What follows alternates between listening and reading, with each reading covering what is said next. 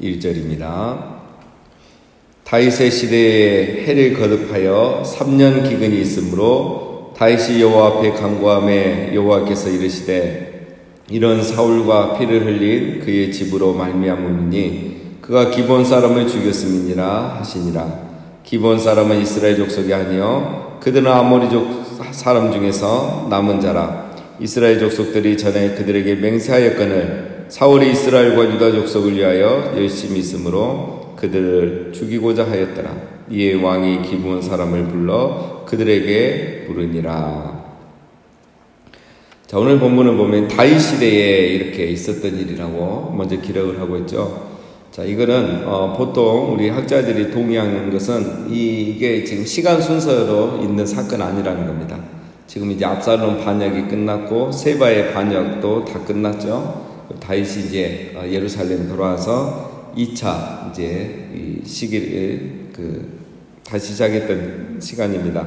자, 그러나 오늘 이 본문을 보면 다윗의 시대에 이렇게 기록한 거 보면 이제 시간 순서는 아니고 아마도 이제 학자들이 보기에는 압살롬의 반역이 있기 전으로 이제 그렇게 봅니다. 그런 정황들이 많이 있고요. 자, 그 시대에 어쨌든 한번 3년 기근이 있었다는 거죠.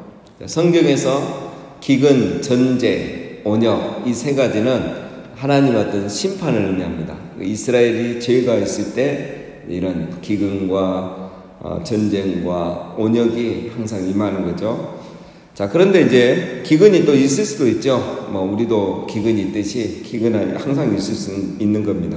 자, 그러나 해를 거듭하여 3년 기근이 있으므로 이 기근이 3년이 되는 거예요. 3년째 이어지기 때문에 다윗이 이제 생각한 거죠. 이 기근은 일반적인 그런 지나가는 기근이 아니고 뭔가 의미가 있겠구나 하고 하나님께 묻습니다. 하나님 왜 3년이나 기근이 있습니까? 그러자 하나님께서 이제 말씀하시죠. 그것은 바로 사울이 기브온 사람들을 죽인 그 죄가 있기 때문에 이렇다는 거죠. 자, 이거는 이제 여호수아 9장을 배경으로 하는 겁니다. 여호수아가 가나안 땅을 정복할 때 있었던 일이죠. 기브온 사람들이 변장을 해서 여호수아에게 찾아왔죠. 그래서 우리는 당신들과 평화조약을 맺기를 원한다. 그러면서 자기들이 마치 외부에서 온 사람인 것처럼 그렇게 말을 했었죠. 그래서 여호수아가 그때 하나님께 묻지도 않고 그냥 그 불쌍한 마음에 바로 언약을 맺습니다. 그래서 이제 기브온 사람들 그때부터 이제 이스라엘 민족이 되는 거죠. 그래서 이 함께 거하면서 그들이 주로 이제 했던 일은 여호와의 단을 위해서 나무를 하고 물을 깃는 그런 이제 일을 하면서 같이 살아왔습니다. 그래서 이제 그 언약 이후로 이제 기브온 족속은 이스라엘 민족이기 때문에 그렇게 이방 민족 취급하고 죽일 수가 없는 거죠. 근데 사울이 그들을 이제 죽였습니다. 왜 죽였는가? 이제 2절 그 뒤에 보면은 사울이 이스라엘과 유다 족속을 위하여 열심히 있으므로. 자, 이건 이제 뭐냐면 사울이 지나치게 이제 배타적 민족주의를 가지고 있는 거예요. 그러니까 너무 정치를 잘하려고 하고 또 백성들에게 이렇게 지지를 받으려고 하고 자기가 잘한다는 그런 소문을 듣고 싶으니까 그냥 이 기브온 족속을 죽여버린 거예요. 자, 그래서 하나님께서는 그 죄를 기억하시고 그것 때문에 지금 기근이 임하고 있다 이거죠. 자, 3절 다윗이 그들에게 묻되 기브온 사람들에게 묻되 내가 너희를 위하여 어떻게 하랴? 내가 어떻게 속죄하여야 너희가 여호와의 기업을 위하여 복을 비겠느냐 하니. 다윗이 이제 기브온 사람들을 불렀죠. 어떻게 해주기를 원하느냐? 당시 이런 살인죄죠. 어떻게 보면 이제 사울이 살인죄인데 이 살인죄에 대한 보상의 방법은 두 가지입니다. 속전을 지불하는 것. 두 번째는 그 살인자를 죽임으로써 핏값을 지불하는 것.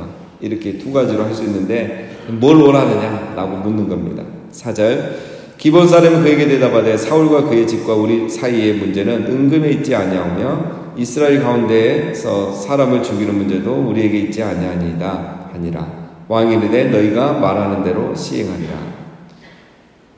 자, 기브온 사람이 두 가지를 얘기하죠.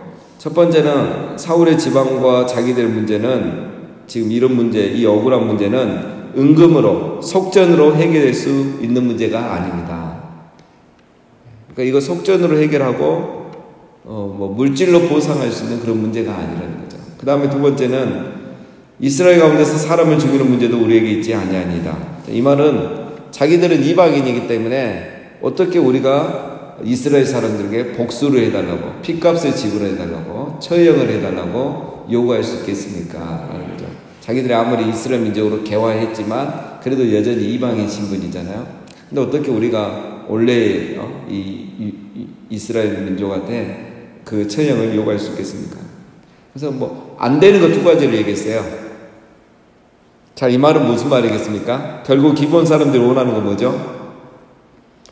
이거는 속전으로 해결할 수 있는 문제는 아니고, 왜냐하면 이거는 단순한 어떤 살인죄가 아니고 학살이잖아요. 사실은 학살에 가까운 거기 때문에 속전으로 할 수 있는 건 아니다 이거죠. 그러나 우리가 또 이방인이기 때문에 처형해달라고, 죽여달라고 말할 수도 없다. 자, 원하는 건 뭐겠습니까? 처형이죠. 복수를 원하는 겁니다. 지금 이 사람들은 복수를 원하고 처형을 원하는데 우리가 얘기한다고 해줄 거 아니지 않느냐, 또 할 수 없는 거 아니냐, 자, 이런 말을 하고 있는 겁니다. 자, 그러니까 왕이 다윗이 똑똑하죠. 왕이 이르되 너희가 말하는 대로 시행하리라. 아, 너희 복수를 원하구나. 알겠다. 그럼 내가 해줄게. 그러면서 그렇게 말하자 이제 용기를 내서 본심을 드러냅니다. 5절.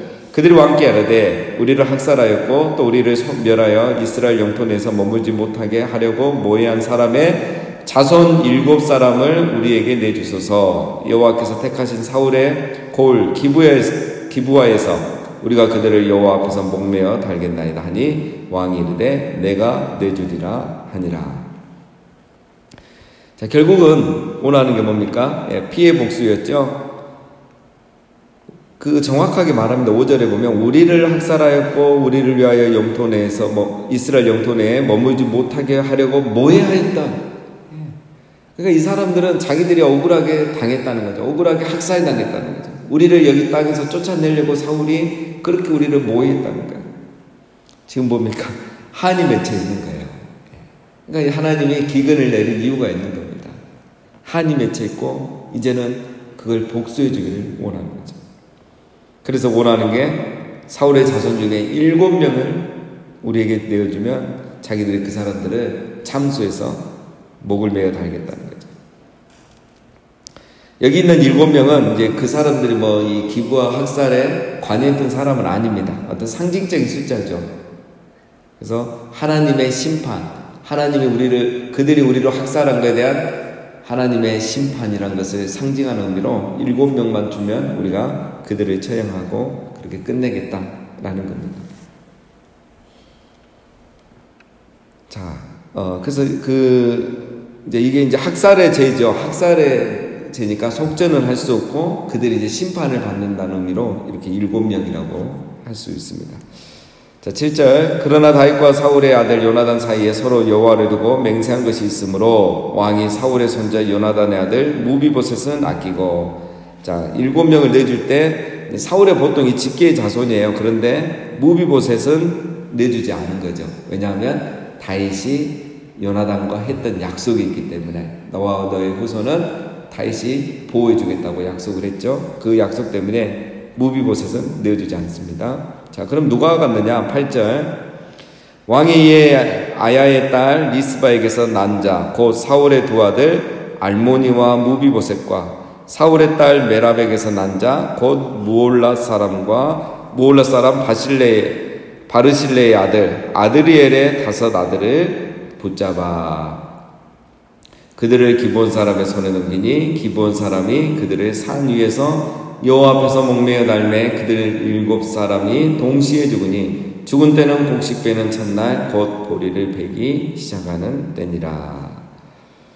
자, 누가 나갔습니까? 리스바는 사울의 첩입니다. 이 리스바가 낳은 두 아들 알모니와 무비보셋. 자, 이 무비보셋은 이름이 같은 거지 요나단의 아들은 아닙니다. 자, 2명. 그 다음에 사울의 딸 메라압에게서 장녀입니다. 사울의 장녀인데 누구였냐면 처음에 사울이 다윗에게 아내를 주겠다고 이렇게 약속을 했던 사람이죠. 근데 주지 않았습니다. 나중에 아드리엘에게 시집을 보내버렸죠. 이에서 낳은 5 아들. 그래서 총 7명을 이렇게 넘겨주었고 같은 날 이제 처형을 당한 겁니다. 곡식배이는 첫날 보리 베기 시작한 때, 오늘 우리로 하면 4월이죠.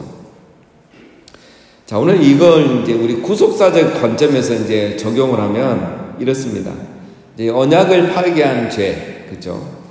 오늘 사울이 자기의 욕심 때문에 헛된 욕심이죠. 이거는 언약이 중요한 거죠. 그런데 사울이 자기의 욕심 때문에 언약을 깨뜨려 버렸죠. 자, 이거는 마치 우리 인간이 교만과 자기의 욕심 때문에 하나님과의 언약을 어긴 것과 같습니다. 그죠? 언약을 어기면 거기에는 항상 저주와 심판이 따라오는 거죠. 사울이 언약을 어김으로 이스라엘의 3년 기근이 그리고 3년 기근이라니 저주와 심판이 온 거죠. 자, 우리 사람의 인간이 언약을 어김으로 사망과 지옥의 저주와 심판이 왔던 겁니다. 다윗은 이 문제를 해결하려고 했습니다. 그러나 언약을 파괴하는 죄는 물질로 보상할 수 있는 것이 아니죠. 이처럼 하나님과의 언약을 파괴하면 그것을 회복하기 위해서 우리가 할 수 있는 것이 없습니다. 그렇죠?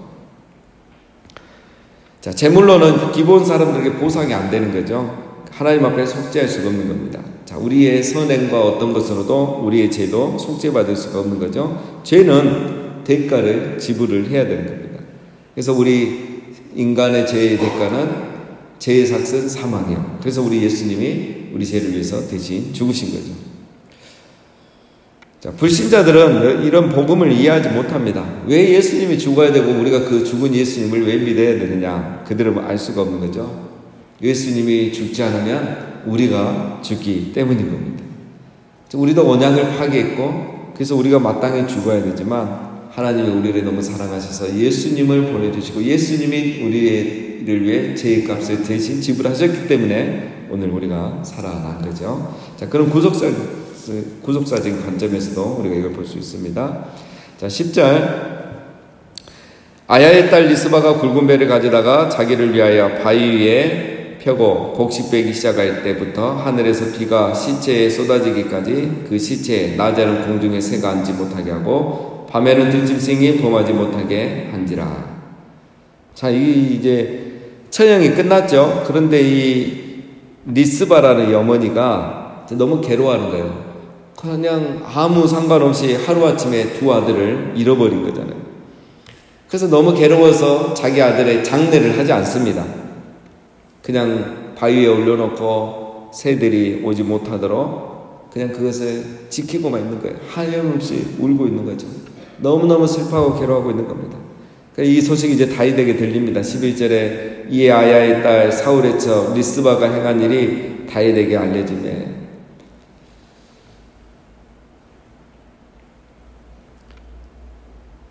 이제 이 어머니가 너무 슬퍼한다는 것이 다윗에게까지 들립니다. 그런데 이 다윗이 이 이야기를 귀 기울여 들어요. 그냥 사울의 집안과 좋은 관계도 아니고, 그런데 다윗이 또 이 한 사람의 한 가정의 이런 소식인데 다윗이 그걸 귀담아 들어요. 이게 이제 오늘 또 중요한 겁니다. 그래서 12절에 보면 다윗이 가서 사울의 뼈와 그의 아들 요나단의 뼈를 길르한 야베스 사람에게서 가져가니 이는 전에 블레셋 사람들이 사울을 길보에서 죽여 블레셋 사람들의 뱃상거리에 매단 것을 그들이 가만히 가져온 것이라. 다윗이 그곳에서 사울의 뼈와 그 아들 요나단의 뼈를 가지고 올라오매 사람들이 그 달려 죽은 자들의 뼈를 거두어다가 사울과 그의 아들 요나단의 뼈와 함께 베냐민 땅 셀라에서 그의 아버지 기스의 묘에 장사되 모두 왕의 명령을 따라 행하니라. 그 후에 하나님이 그 땅을 위한 기도를 들으시니라. 자, 이 이야기를 듣고 다윗이 조치를 취하죠. 뭐냐면 길르한 야베스에 있던 사울과 요나단의 유고를 가져와라. 길르한 야베스는 요단강적 동편입니다. 그곳에 있는 사울과 요나단의 유고를 가져와라. 그리고 기브아 사람들, 방금 처형된 7명의 처형된 사람들의 유고를 가져다가, 시신을 가져다가 사울의 아버지인 기스의 묘에다가 장례를 지어라. 거의 국가장일 수도 있습니다, 이거는. 자, 이렇게 장례를 다 끝내고 나니까 어떻게 됐습니까? 그 후에야 하나님이 그 땅을 위한 기도를 들으시니라. 이 말은 이제 비가 내렸다는 거예요. 기근이 끝났다는 겁니다. 여러분, 왜 이제 비가 내렸을까요? 원래는 비가 언제 내려야 됩니까? 기브온 사람들의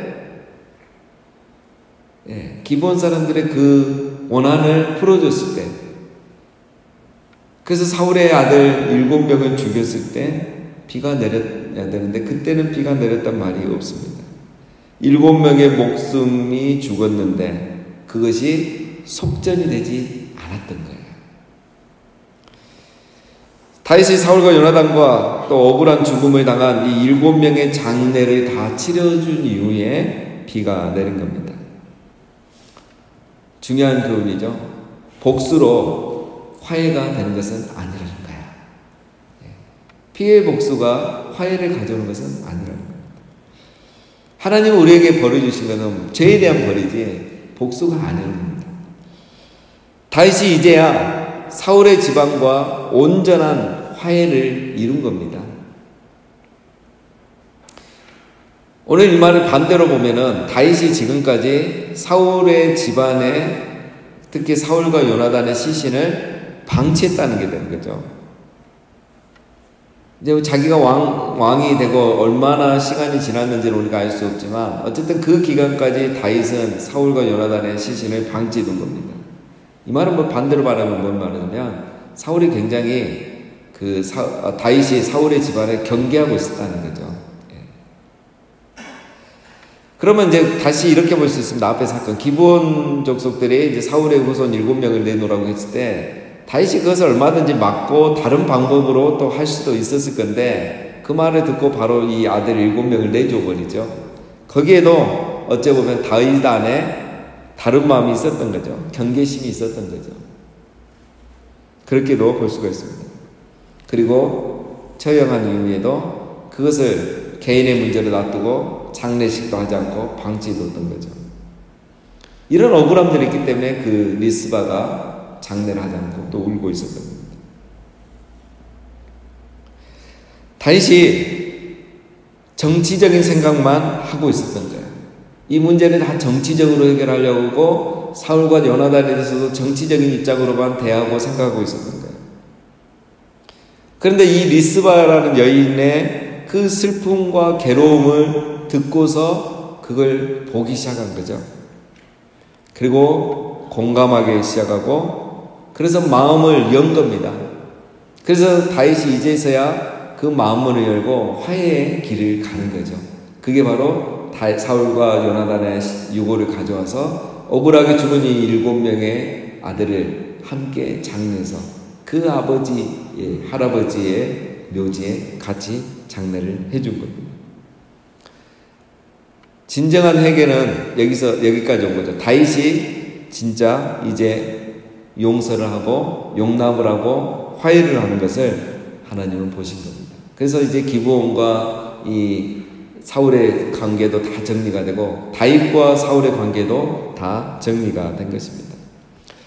여러분, 진정한 회복은 복수를 통해서 오는 게 아닙니다. 바로 화해와 용납을 통해서 진정한 회복이, 관계 회복이 오는 것입니다. 우리가 진정한 화해와 용납을 하려면 약한 자, 또 상대방의 눈물을 무시하지 않아야 되고 그들의 신음소리까지 귀를 기울여야 됩니다. 다윗이 지금까지는 모든 걸 정치적으로만 해결하려고 했지만 이제 그게 아니고 마음을 열고 약한 자들, 또 이 억울한 자들의 소리에 귀를 기울이기 시작할 때 진정한 화해의 길로 나갈 수가 있었고 진정한 회복이 왔고 그 결과 비가 내렸던 것입니다.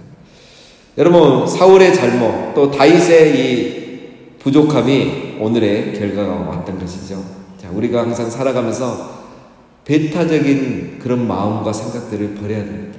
사울의 그 배타적인 민족주의, 지나친 열심, 하나님 뜻과 아무 상관이 없는데 그것을 하나님 뜻으로 생각하는, 그러면서 그 배타적인 민족주의를 버리지 못함이 오늘의 결과가 왔고, 또 다윗이 정치적으로만 생각하고 공감하지 못하고 약한 자들을 살피지 못하고 화해와 또 용납하지 않은 것이 오늘의 이 사태가 왔던 것입니다. 우리가 살아가면서 항상 배타적인 태도를 버리고 항상 먼저 화해와 용납의 그런 삶을 살아가심으로 우리의 삶 가운데 온전한 회복들이 다 있으시기를 주님의 이름으로 축원드립니다.